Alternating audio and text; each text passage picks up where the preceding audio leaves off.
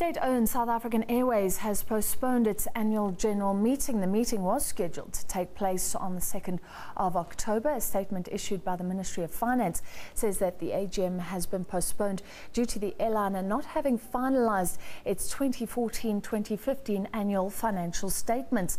This has happened before and bound to raise concern. The SAA has requested a guarantee to enable it to qualify as a going concern. But as a proviso, Treasury requested that the carrier finalise a number of matters, including its financial statements, to assist to ensure its financial sustainability and reduce its reliance on government support. Treasury says the process of appointing a new board at the airliner is underway, adding that it had taken longer than anticipated. Now, a much anticipated visit to South Africa, by one of the most talked about economists in the world, has fallen flat today. French professor Thomas Piketty missed his flight last night. The Nelson Mandela Foundation has confirmed he did not have the required amount of free pages in his passport, but is working on attaining an emergency passport. He was due to take part in various events in the run-up to the 13th Annual Nelson Mandela lecture on Saturday.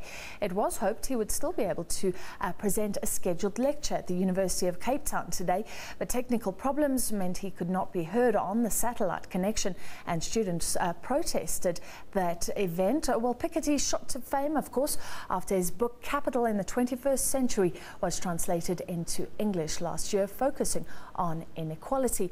Let's cross now to my colleague Devin Murugan, who's in Cape Town, who attended that somewhat botched lecture today. What drama and disappointment. Devin, you were also meant to interview Piketty. We have some of the visuals. Tell us what happened today. Yes, indeed. Good afternoon, Francis. It was indeed drama on both fronts here.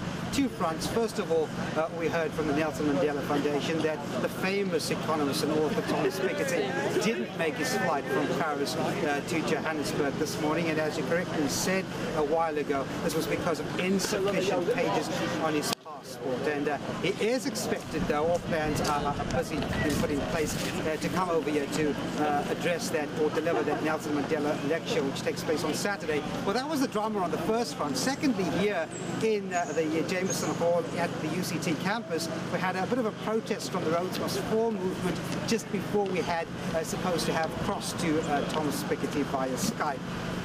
And that was subsided after a while. The protesters and the students calling for workers' rights here at the UCT campus. But of course, we were hoping that Thomas Piketty could have chatted to us via Skype. That didn't materialize because of technical problems. But of course, there were panelists including Trevor Manuel. There were professors from the economics department at UCT. And the Premier was here, Helen Ziller as well.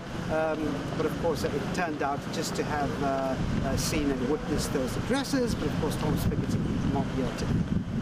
All right, unfortunately the sound not great there, so Devin, I'm going to let you go. I wish we could chat further, but he has outlined some of the events today. Trevor Manuel had to duck under those protesters who took to the stage at UCT.